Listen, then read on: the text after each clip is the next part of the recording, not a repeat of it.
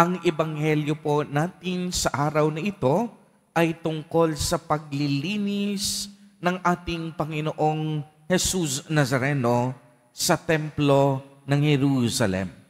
Matatandaan po natin na ang templong ito ay itinayo ni Haring Solomon upang manahan ang kaban ng tipan.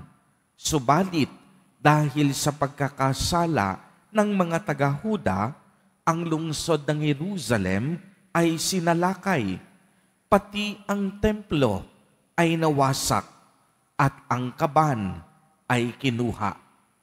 Ang templo po ay ang itinuturing na tahanan ng Diyos. Kaya nararapat lamang na ang templo, simbahan sa kasalukuyan o bahay dalanginan ay bigyan ng tamang paggalang at nararapat na pagkalinga. Subalit narinig natin sa Ebanghelyo kung paanong ang templo tila baga naging palengke. Kaya anong ginawa ni Jesus Nazareno? Ipinagtabuyan niya ang mga kalakalan. Ipinaliwanag niya na ang templo hindi dapat maging palengke, na ang templo ay isang sagrado at banal sapagkat ito ay tahanan at dambana ng Diyos. Subalit anong ginawa ng mga tao noon? Ang templo ay ginawa nilang pugad ng magnanakaw o sentro ng kadayaan. Maliwanag na si Jesus Nazareno hindi galit sa mga nagtitinda at mga nangangalakal. Galit siya sa kasalanan, lalong-lalo na ang mga pandarayang nagaganap sa mga panahong iyon. Tunay nga po na hindi kalugod-lugod sa Diyos ang anumang uri ng pandaraya, panlalamang sa kapwa at pagnanakaw. Hindi katakataka na ang pagpapahalaga ni Jesus Nazareno sa templo o tahanan ng Diyos ay ganoon na lamang. Kaya nga narinig din natin sa Ebanghelyo, sinabi dito, araw-araw si Jesus Nazareno matatagpuan sa templo. Araw-araw si Jesus Nazareno nagtuturo sa loob ng templo. Kaya nga anong nangyari?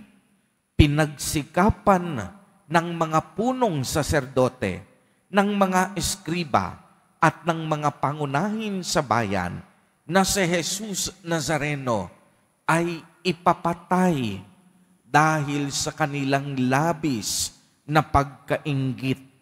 Subalit, anumang gawin nila, wala silang makitang paraan upang maisagawa ito, sapagkat pagmasdan ninyong mabuti, taimtim na nakikinig sa Kanya ang buong taong bayan. Kaya maganda nga sa ating pagninilay sa araw na ito ay itanong natin sa ating mga sarili ang mga katanungang ito. Paano natin pinahahalagahan ang simbahan, mga bahay dalanginan o templo ng ating Diyos? Itinuturing ba nating sagrado at banal ang mga ito? Dito sa loob ng ating simbahan, kagaya ng maraming tao, nakikinig ba tayo sa tinig ng ating Panginoon? Napakagandang pagnilayan na ang lugar na ating kinabibilangan sa mga sandaling ito ay banal at sagrado. Sa simbahan, sa templong ito ng Diyos, sa dambanang ito ni Jesus Nazareno, maraming himala ang naganap na at maraming himala ang maaaring maganap pa. Uulitin ko po, dito na lamang sa dambana at simbahang ito ni Jesus Nazareno. Maraming panalangin na ang hiniling.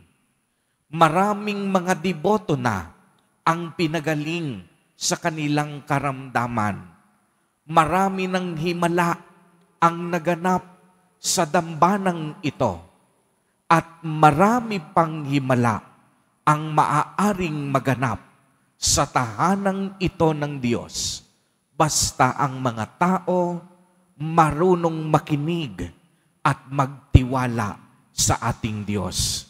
Kaya kung sino mang naniniwala sa kapangyarihan ni Jesus Nazareno, pumalakpak ng malakas. Mga kapatid kay Kristo, lagi po nating tatandaan, walang hinangad ang Diyos kung hindi mapabuti tayong lahat. Kaya nga kung ikaw sa kasalukuyan ay may mabigat na pinagdaraanan, kung ikaw ay may malubhang sakit at karamdaman, kayo po ay inaanyayahan na pumunta, magdasal, manalangin, at makipag-ugnayan kay Jesus Nazareno sa kaniyang dambana. Ito ang lugar upang isuko natin ang lahat ng ating panalangin, ang lahat ng ating mga pangangailangan, ang buo nating sarili sa Diyos. Dito sa kaniyang simbahan, dito sa kaniyang tahanan, tinitipon tayong lahat bilang anak at kaanib sa sambayanan ng Diyos. Dito, sa tahanan ni Jesus Nazareno, gumagaan ang ating pakiramdam. Dito, sa tahanan ni Jesus Nazareno, nagsusumbong tayo sa Kanya kung tayo ay nakakaranas ng hindi tamang pagtrato sa lipunan, kung tayo ay nakakaramdam na walang katarungan sa ating buhay. Kay Jesus Nazareno, sinasabi natin ang lahat. At kay Jesus Nazareno, nakikinig tayo para sa direksyon ng ating mga buhay.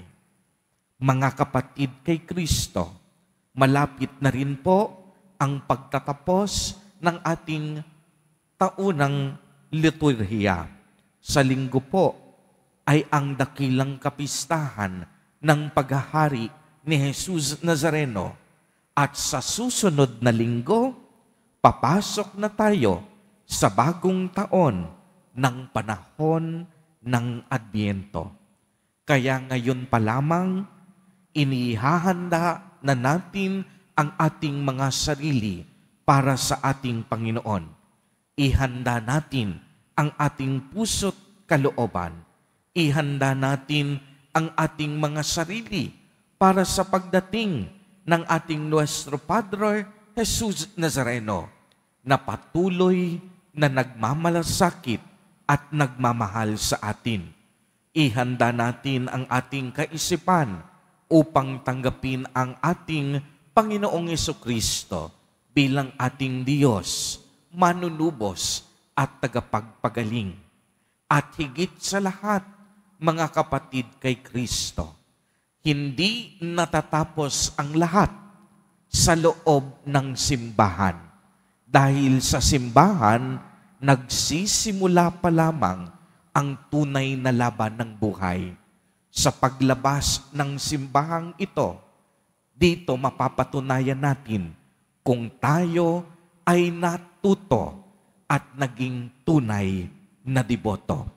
Sa labas ng simbahan, maaari nating ipakita ang ating tunay na pagmamahal, pagmamalasakit at pagkalinga sa ating kapwa, lalong-lalo na ang nangangailangan.